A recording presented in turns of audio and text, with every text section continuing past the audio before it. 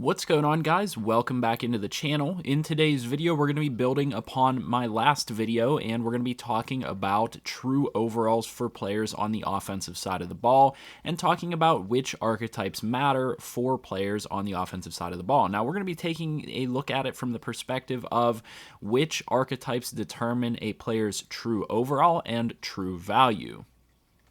Now, starting off with one of the most simple positions here, the quarterback position. Generally speaking, whenever we're talking about the quarterback position here in Madden, specifically we are on Madden 22 today, but this does reach back to the other Maddens where they have introduced archetypes.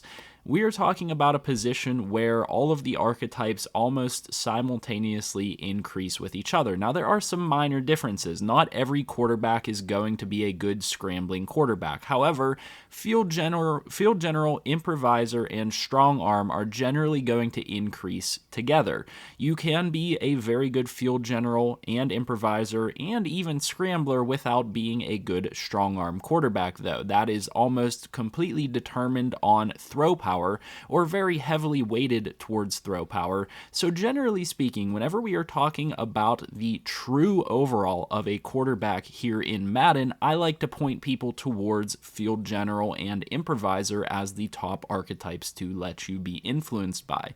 Now, if you have a quarterback that adds that dynamic ability of being a scrambler, I would have you focus on their scrambler archetype as well, but that would be the only time that I would have you take that into account. In fact, most times I would also tell you to disregard their strong arm archetype because there are a lot of quarterbacks in this roster, in this game, that have a very high strong arm grade, and that is just strictly because they have a very good throw power and not because they have a good skill set.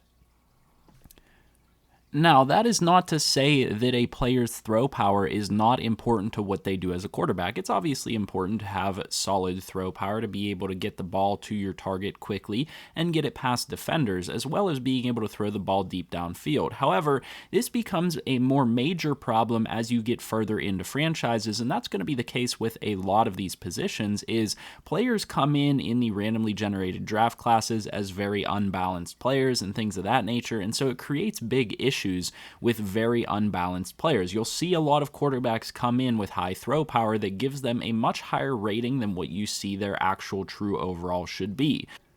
Next up is the running back position. At the running back position, we have the elusive back, receiving back, and power back archetypes. All three of these I consider to be incredibly valuable to what you do on the field with your running back. Now, if you run a two-back system where you have a dedicated receiving back / third down back, as well as a dedicated workhorse running back, then you can divide these things up and evaluate players' value accordingly. Let's say that you have your dedicated workhorse back that doesn't get a lot of the receiving reps, then I would take their receiving archetype out of the picture and average out their rating between their elusive back and power back ratings. Likewise, the same thing holds true for those third down receiving backs. One thing that I do want to say, though, is that there are many positions here that don't have an archetype that is extremely valuable at their position. A great example of this would be the pass blocking of running backs within Madden. Pass blocking is an incredibly important skill set for running backs to have, especially at the NFL level, and they don't have an archetype for it. They don't really have a way for you to be able to upgrade a running back's pass blocking, and the pass blocking of this player even shows up as secondary attributes on their playing card. However, again, like I said, you don't really have any good ways to impact that, and it doesn't necessarily factor into their ratings, at least not weighted as it should be, and therefore you have to go and take a look, in my opinion, at players' pass blocking stats in order to get a good picture of whether that adds any value to that running back or not. The next position to talk about here is the wide receiver position. The wide receiver position is defined by the route runner, deep threat, physical, and slot archetypes. Now, I think that these archetypes actually, out of any position, maybe do the best of encapsulating the various different types of players at this position within the game. You have guys that are deep threats, guys that are known for their route running ability, guys that are known for their physical abilities, guys that are known as physical players, like I said, that can go up and compete for catches, and guys that are known as slot wide receivers. I will say that I feel like they are missing out on one major archetype here, and that is a guy that just simply has great hands. Guys like Larry Fitzgerald that haven't necessarily, and this isn't any knock on him because he's been great in every facet of the game, but guys that are really good at catching the football and have great hands, but they're not necessarily known for being the highest jumper or the heaviest guy, the most physical, the most strong guy. They're not known for having deep skill ability. They're not known for having the best in the world route running ability, and they're not known as a slot wide receiver. There is an archetype there. In addition to that, I think that we have to take into account a player's run blocking ability at the wide receiver position. Run blocking, again, much like with the running back position where they don't factor it in, is incredibly important for wide receivers at an NFL level. If you can find wide receivers that can run block, it adds a whole new dynamic to your offense and can be extremely valuable. Those are ratings that I factor into a wide receiver's value, and a player like a Devontae Adams, though he is a 98-99 overall, gets a knock to his actual true value for me because he is not as good at run blocking in his ratings on his player card. Those things are extremely important. However, generally speaking, whenever I average out what this player's actual true value is, I primarily focus on their route running ability and their physical ability. The combination between those two is going to be what I consider to be the true value of a wide receiver. And another great example while we're on the position is a player like Mike Evans, who is a 91 physical grade, but he is really low in his route running ability and his slot ability. That's telling me that he is lacking a major skill set that is necessary for the wide receiver position. He's just simply not that good of a route runner. He doesn't generate space off of his routes. Having 84 short route, 85 medium route, and 85 deep route is actually really unacceptable for a player that you're going to label as a 91 or 92 overall. This is a player that should absolutely not be a 91 overall if their route running is that bad, in my opinion. Yes, they can have really good hands. Yes, they can have pretty good physical attributes and physical ability, but one of the most important skill sets of an NFL wide receiver is your ability to run a route. And if you don't have very good route running, how can you call yourself that good of an overall? And so in my opinion, you really have to weight heavy the route runner archetype in order to determine a wide receiver's true value and true overall here in Madden. The next position that I'm going to talk about here is the tight end position. The tight end position is actually really interesting because there are a lot of very balanced players at the tight end position between their archetypes. However, you do also get a variety of players that are extremely unbalanced in today's game. In my personal opinion, and again, that's just a personal opinion, I need a tight end that can both receive the ball and block for me.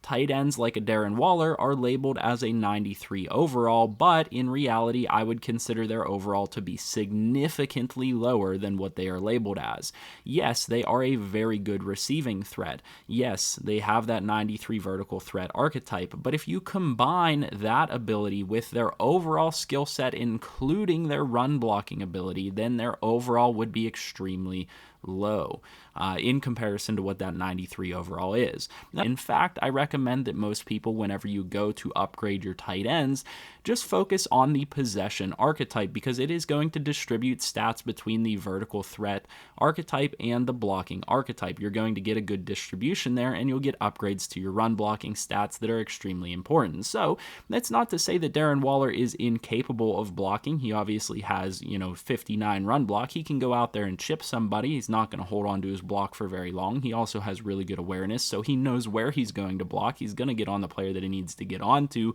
but he does have that skill set lacking. Therefore, I would go ahead and take it as more of a weight towards that blocking side of things and say, okay, well, possession is, a good indicator of in the middle.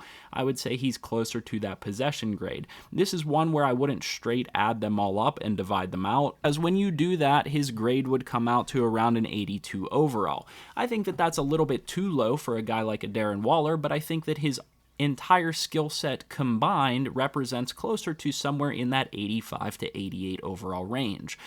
Next up, we're going to talk about the offensive line group, and we're going to talk about all of the offensive linemen as one group because generally speaking, you're looking at very similar skill sets. Now, obviously, each position is going to do something slightly different for your offense. Generally, your left tackle being a pass blocker, your guards being more agile players and being able to pull, your center being a big, hulking type of a guy, a people mover in the center because they're going up against bigger guys. They have to be stronger, and your right tackle being a combination of pass blocking and run blocking. However, one noticeable issue that Madden has had with these archetypes, and I am amazed that it has not been addressed yet, is that their archetypes are pass blocker, agile, and power, which make almost no sense whatsoever in terms of what offensive linemen actually do. The pass protector one makes a lot of sense. Agile makes some amount of sense. Power doesn't make that much sense in my opinion because I wouldn't consider any NFL lineman to just be a power blocker.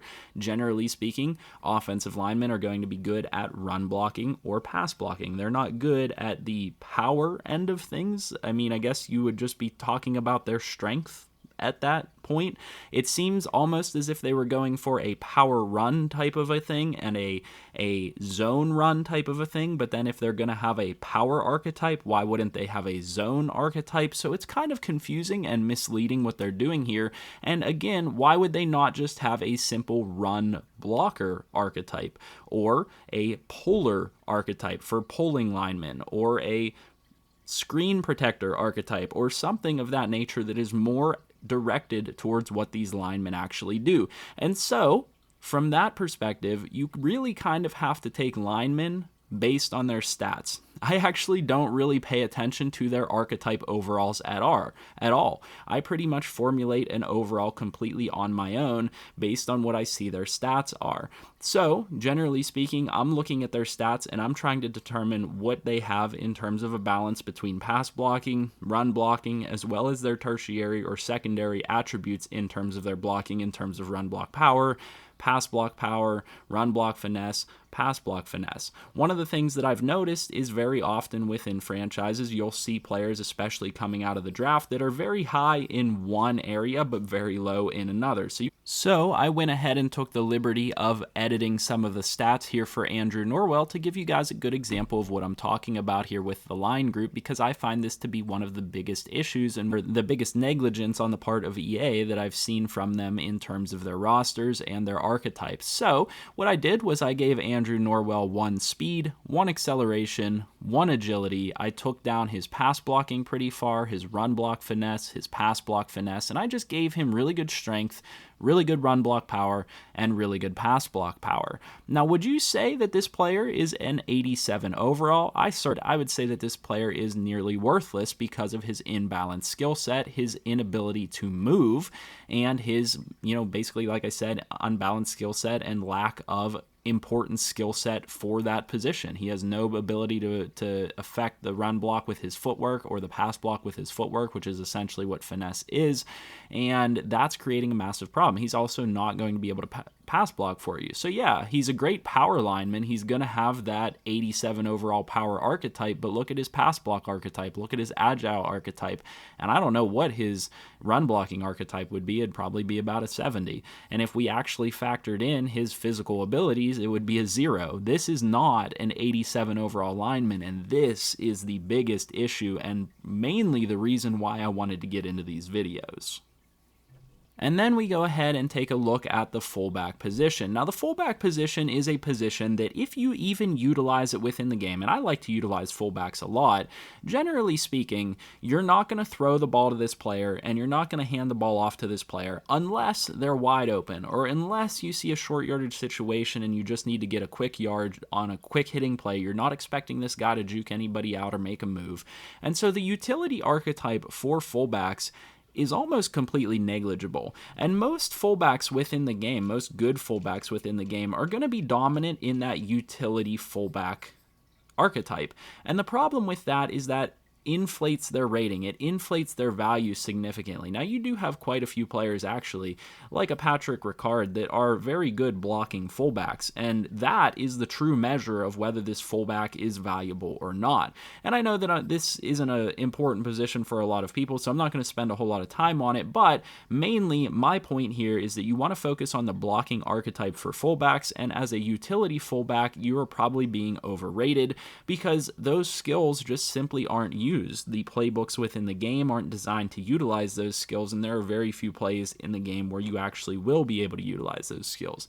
Now, that is, again, not to say that you can't put this player in as a tight end or as a running back, and in those situations, those skill sets will be relatively important. However, the most important attributes for a fullback are going to be your lead block, your impact block, and your athleticism. Run block, somewhat important because that's, combined in with their blocking ability, but generally speaking, these guys are looking to perform lead blocks / impact blocks, and therefore those are the most important ratings for those players, and you generally speaking want to have a relatively athletic fullback to be able to get them onto a block. Again, there are a lot of good blocking fullbacks like a Patrick Ricard that simply don't do their job within the game as well as they should because they are very unathletic. And so from a overall perspective, a true overall perspective, Patrick Ricard should not be an 81 overall because his speed is so much lower than where it needs to be in order to be able to actually get out in front of a running back and make a block as necessary. So again, those are, in my opinion, the archetypes that matter at each position on the offensive side of the ball. That is how to calculate, in my opinion, the true overall and the true value of players at each position on the offensive side of the ball. If you guys enjoyed this discussion video or enjoyed this topic, make sure you guys leave a like on the video, comment down below, and subscribe to the channel if you're new. I'll be doing another video on the defensive side of the ball because I really do enjoy talking about this topic and helping to spread the knowledge that I feel that I can impart on people to try to get us the best franchise experience that we can, to try to make people the best at building teams that they can possibly be, and help you guys not overpay and overvalue players that aren't as valuable as Madden makes them seem. So like I said, leave all that feedback on the video. I'll see you guys in the next one, and I hope you have a good one.